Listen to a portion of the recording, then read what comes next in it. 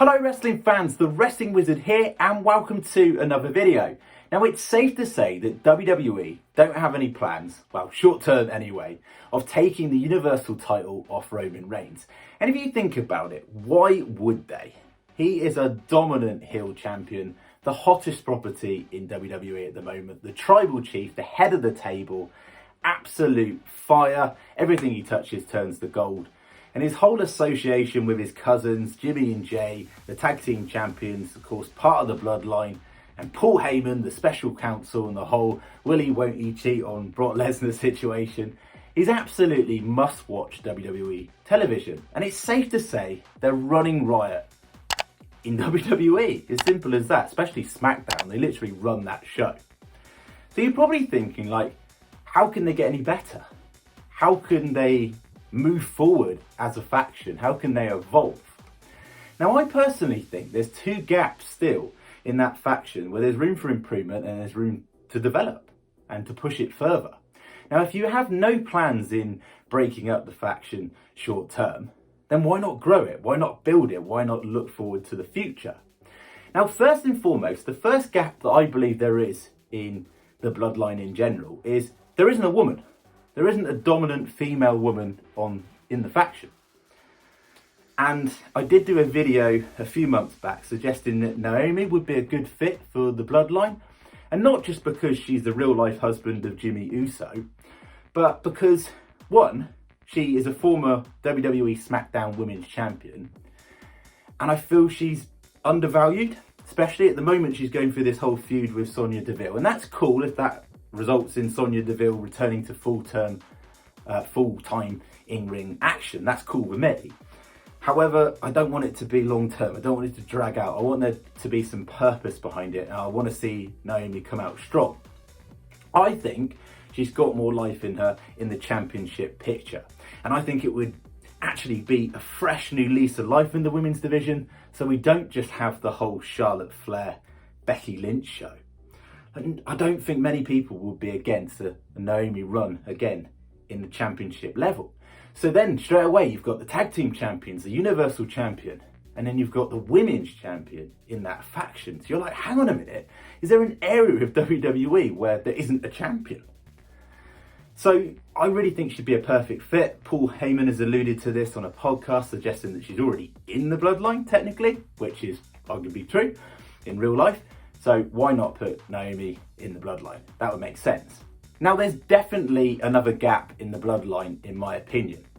And that gap is an up-and-coming new talent that they can mould and sculpt into the next megastar. Like a prodigy, if you like. And it got me thinking. Now, unless you've been living under a rock, you'll be fully aware that Jimmy and Jay Uso's real-life brother, Joseph Fatu, debuted in WWE. He now goes under the name Solo Sikoa, which I think is quite a cool name. Fits in, it makes sense. So another inclusion to the Anoa family. They're only going to keep growing and expanding in WWE. Basically every champion will be a Samoan at some point, I reckon. But you couldn't ignore his debut. He debuted, of course, at Halloween Havoc. It was a bit underwhelming for a debut. I think the crowd were a bit dead in everything. However, he did make a statement. He'd come out and his presence was very much felt. Very, very much felt. He attacked Grayson Weller. LA Knight was involved as well in the whole fiasco. And of course, he debuted. Now, he's got the look. He's got the speed. He's got the moveset. He's got the dominance. He's got the charisma. I think he's a really good fit. He's dyed his hair blonde, which is a different look. He sort of stands out. And he has that it factor. But one thing I did notice is, of course, at NXT 2.0, none of the commentators referred to him or related him to his real-life brothers. So there was no mention of that. It was very much a single superstar. Now, as he's debuted, his mission statement has been that he's always been on his own. He's known how to fight on his own and stand up on his own 2 feet. And he's the lead man, basically. He's never needed support from family or friends. He's always been a bit of a lone wolf. So that's how they've gone with his build into WWE. However, that can change. WWE can change their mind from time to time, as we all know. And there's no reason why he couldn't be a perfect fit for the Bloodline. to acknowledge the tribal chief in Roman Reigns, for the moment anyway, and become a dominant champion in his own right, initially building him up to the main event tier. Now, having him on NXT makes sense, because if he's an up-and-coming talent, he can build all the way up to the NXT title, while still being part of the Bloodline.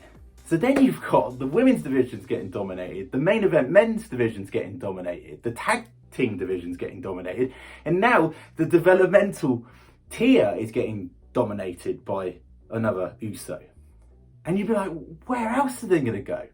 And then slowly you could build him into the main event roster. And over time, you know, I'm talking 2 years from now, he could be the man to dethrone Roman Reigns. If he's good enough and he proves himself, I think he will be damn good. If any of these Samoans' track records or anything to go by. You know, he's got the look, he's got the it factor, you don't know. But we know what WWE are like, they're very hot and cold with superstars, so time will be a factor here. But what do you think? What's your thoughts and opinions of it? Would you like to see him join the Bloodline, or would you just like to see him as a separate entity, and WWE seemingly ignoring his relationship with the Usos and Roman Reigns? But it's an interesting dynamic, and I think it would be a perfect fit for the Bloodline, and it would evolve them further. And I really think those two changes would be great. If you're going to keep the Bloodline on for more time to come, whether it be months or years, then why not evolve it, make it better, and keep it fresh and keep it new. And just make them absolutely dominant. I've got no problems with Roman Reigns keeping the belt for up until WrestleMania 39, to be honest with you. I want it to be that shock factor. I want it to be someone new coming in, and that could be Solo. It really could be. It could be. Who knows? It remains to be seen. Thank you so much for watching the video. It'd be awesome if you could like the video, subscribe, share the video, and we'll see you soon in another video. But get down in the comments section. What do you think is going to happen? Would you like to see some new members included in the Bloodline?